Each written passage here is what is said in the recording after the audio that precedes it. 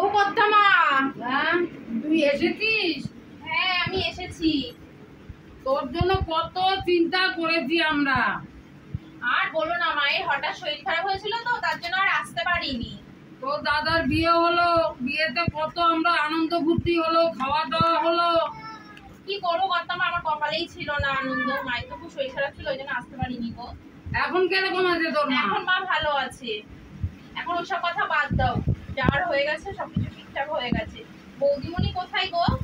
বৌদিমণি আছে ওই ঘরে। আমি জানো বৌদিমণির জন্য একটা বিগ বাজার থেকে শাড়ি কিনে নিয়ে এসেছি। বিগ বাজার থেকে? হ্যাঁ। এত দাম দিয়ে? হ্যাঁ গো।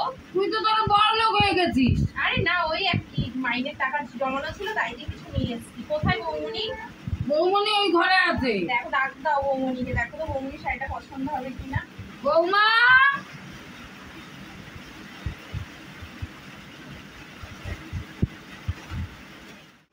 দেখি কি শাড়ি আনছিস।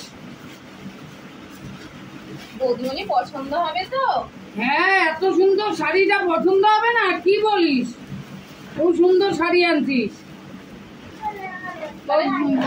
বৌদিমণি ওই ঘরে আছে। তাহলে ডাকো বৌদিমণিকে। বৌমা, ও বৌমা। হ্যাঁ মা। এইটা দেখো আমার একটা মেয়ে। হ্যাঁ, ওকে মনের মতন দেখবে। বৌদি, তোমার জন্য একটা শাড়ি নিয়ে এসেছি। দেখো, বিগ বাজার থেকে তোমার জন্য শাড়ি আনছে।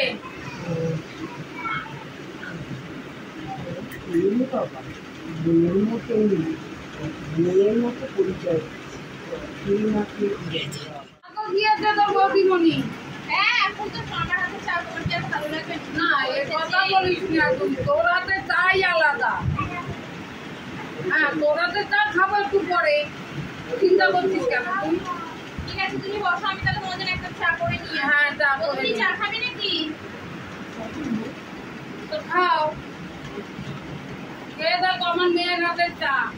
বাবা, তুমি হচ্ছে কাজের লোক, কি আদিক্ষেতা বলে আমার মেয়ে। কাজের মেয়ে সে নাকি আবার মেয়ে। বন্ধু আমার বাড়িতে কাজের মেয়ে, কাজের মেয়ে হলে কি হবে? আমার মেয়ে বন্ধু ওটা। হ্যাঁ, আর শোনো, ও একটা ইসের থেকে শাড়ি আনতে, তোমার জন্য এত দামি শাড়ি। হ্যাঁ, তুমি একটা শাড়ি দিও, তাহলে মেয়েটা খুশি হবে আমার। হ্যাঁ, কেন ও খুব ভালো মেয়ে। তুমি কয়েকদিন ব্যবহার করে দেখো মেয়েটাকে। আমি চলে যাচ্ছি। কাজের মেয়েকে নাকি আমি শাড়ি দেবো? দেখি ঘরের মেয়ে, কাজের মেয়ে আবার কখনো ঘরের মেয়ে হয় নাকি? দিয়েছে শাড়ি। কে পরে ওই শাড়ি? হ্যাঁ দেবো, শাড়ি তো ওকে আমি একটা দেবো, সেই রকমই দেবো আমি। আমাকে তো চেনে না, কাজের মেয়ের সাথে এত অভিজ্ঞতা। ওই গো, রান্না চাপিয়ে দিয়েছো? এই তো, হ্যাঁ ভাত বসিয়ে দিয়েছি বৌদি। ও শোনো না, এই তোমার জন্য একটা শাড়ি এনেছি গো, বুঝলে?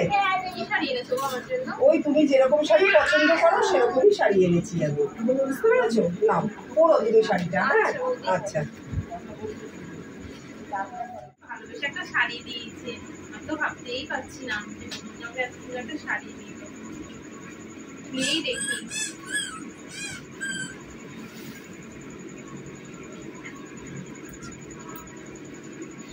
আমি ভুল ভেবেছি, বৌদিমণি আমাকে নিজে কোনো মতো ভাবতেই পারিনি। বৌদিমণি আমাকে এরকম একটা শাড়ি দিল। কাজের মা মেয়ে তো, সেই হিসাবেই দিয়েছে। ভাবছি এটা করে কাজ করবো। ঠিক আছে। ও তোমা, সব রান্না বান্না সব গুছিয়ে দিয়েছি আমি। ঠিক আছে। তোর হাতে কি ওটা? এটা বৌদিমণি আমাকে একটা শাড়ি দিয়েছে। দেখালি না তো? আরে যেদিন পরে আসবে সেদিন দেখো তুমি। আমার এখন অন্য বাড়ি কাজ আছে, আমি আসি অন্যদিন পরো। কি করবো? কি রান্না করেছে? তোমার সব রান্না বান্না হয়ে গেছে। কি রান্না করলি আজকে? ওই তো পুঁই শাক দিয়ে মাছের মাথা করেছি, আর পটল চিংড়ি করেছি, আর ডাল করেছি, আর তোমার কাঁকরোল ভাজা করেছি। ও, ওইটা কি তোর হাতে? বৌদিমণি আমাকে একটা শাড়ি দিয়েছে। কি শাড়ি? আমাকে দেখালি না তো? একটা আমাকে ছিটা শাড়ি দিয়েছে, যদি ও দেখায় তাহলে তো আমাকে কাজের মেয়ের সামনে অপমানিত করবে। তোমাকে এখন দেখো আমার সময় নেই, এখন আমার আরো দুবারই যেতে হবে। আমি যেদিন পরে আসবো সেদিন ওবার বৌদিমণি একটা দামি শাড়ি দিয়েছে, আমি যেদিন পরে আসবো সেদিন দেখো, ঠিক আছে? এখন যেতে হবে আরো দুবারই। ঠিক আছে, আসলাম। হ্যাঁ যা, সাবধানে যাস। ও আমাকে বাঁচিয়ে দিল। ও যদি বলতো যে বৌদিমণি আমাকে একটা ছেঁড়া পুরোনো শাড়ি দিয়েছে, তাহলে তো শাশুড়ি মার কাছে আমাকে কত গালমন্দ শুনতে হতো, আর ওই কাজের মেয়েটার সামনে আমাকে কত অপমানিত হতে হলো। ও আমাকে বাঁচিয়ে দিল, তার মানে আমাকে ওর ভুল বোঝা হয়েছে। ও মনে হয় সত্যি খুব ভালো মেয়ে। আচ্ছা দেখি, আছি তো, আর ও তো সারা জীবন থাকবেই, আর কিছুদিন দেখিনি, তারপর দেখছি। শোনো, এই হ্যাঁ গো বৌদি। বলছি কি, শোনো, কিছু মনে করো না, বুঝেছো? আমি না খুব ভুল করেছি। আমি ভেবেছিলাম কি জানো তো, সত্যি কাজের মেয়েরা কাজের মেয়ের মতনই হয়। তোমাকে আমি কালকে একটা ছিঁড়া ফাটা শাড়ি দিয়েছি, তো আমার কি ভয় করছিল যে নতুন হয়ে বিয়ে হয়ে তুমি যদি আমার শাশুড়ি মার কাছে দেখা। আরে না না, আমি তো ওই জন্য তাড়াতাড়ি বেরিয়ে গেলাম। হ্যাঁ, আমি না তখন ভাবছিলাম যে তাহলে তো শাশুড়ি মা আমাকে ভুল বুঝবে। শোনো না, তুমি ভাই কিছু মনে করো না না বৌদি, আমি কিছু মনে করি না।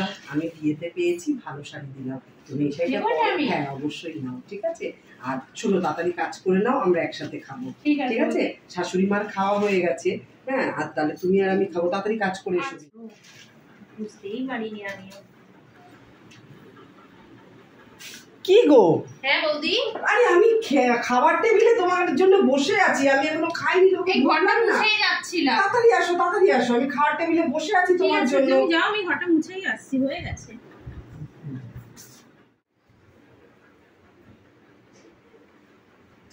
এ রূপা, হ্যাঁ রতমা। বৌদি তোরে ভালোবাসে তো? হ্যাঁ আমাকে খুব ভালোবাসে, দেখছো না বারবার আমাকে ডাকতে আসছে, খেতে পাচ্ছে না তো একা একা। ও, আমি তো ভয় পাইছিলাম কাজের মেয়ে হিসেবে তোর বৌদি আবার তোরে কি করে। না না, দেখছো না বারবার আমাকে না নিয়ে তো বসে খাবেই না, বলছি না টেবিলে ভাত বেড়েছি, একসঙ্গেই খাবে আমাকে নিয়ে। তাহলে তো আমার মেয়ে হিসেবে তোরে মেনে নিয়েছে। তাই হ্যাঁ বৌদির মেয়ে খুব ভালো গো মা, খুবই ভালো, ভালো। তাহলে তোরা দুইজনে মিলেমিশে থাকিস। হ্যাঁ চলো, আবার বৌদিমণি হ্যাঁ। বসে আছে আমার জন্য। বৌমা, হ্যাঁ মা। বসো। ওই রূপারে যে টেবিলে নিয়ে খাচ্ছ, তুমি আবার কাজের মেয়ে হিসেবে ই করতেছো না তো? না মা, ওকে তো আমি খুব ভালোবেসে ফেলেছি।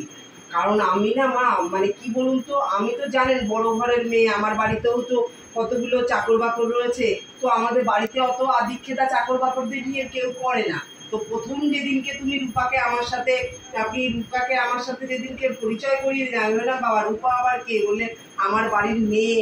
তারপরে যখন শুনলাম কাজের মেয়ে, আমি কাজের মেয়ে আবার মেয়ে, তখন না মা আমার একটুখানি হিংসা হচ্ছিল যে কাজের মেয়েকে নিয়ে এত আদিক্ষেতা। তারপরে মা আমি একটা ভুল করে ফেলেছিলাম, সেটা তো রূপাও বলেনি, আমি না বলে পারছি না, আমার যেন ভেতরটা কেমন যেন রূপা লোকটা অন্য রকমের। হ্যাঁ, আমি তো তাই দেখছি, প্রথম প্রথম বুঝতে পারিনি। হ্যাঁ। এখন যত দিন যাচ্ছে সত্যি রূপা খুব ভালো মেয়ে। আর সত্যি কথা বলতে মা, ও আমাকে জানো তো, সেই কবে থেকে আমার বাড়িতেও কাজ করে, আমাকে দেখে শুনে ও রাখে। হ্যাঁ, ওর বিয়ে টিয়ে সব আমরা দিয়েছি, ছোটবেলার থেকে কাজ করে ও আমার বাড়িতে। হ্যাঁ বলছিল রান্না করতে করতে। ও করতে মা, সব কাজ বাজ হয়ে গেল, আমি যাই। বৌদিমণি আমার সব কাজ হয়ে গেছে। যাবে কি গো, তোমার জন্য, তোমার মায়ের জন্য আমি মাছের ঝোল আর ওই শুক্তো করা হয়েছে, পটলের চিংড়ি করেছো, আমি সব বাটি বাটি আলাদা করে গুছিয়ে রেখেছি। হ্যাঁ, ওই টেবিলে রাখা আছে, তুমি ব্যাগটা নিয়ে যেও যাওয়ার সময়। নিয়ে যেও না। বৌদিমণি তোরে কত ভালোবাসে। যেমন কত না, তুমি যেমন ভালো, তার থেকে তোমার বৌদিমণিটা আরো ভালো হয়েছে। তো বৌদিমণি খুব ভালো। আর আদিক্ষেতা করতে হবে না, যা আবার কাল সকাল সকাল চলে আসিস কিন্তু।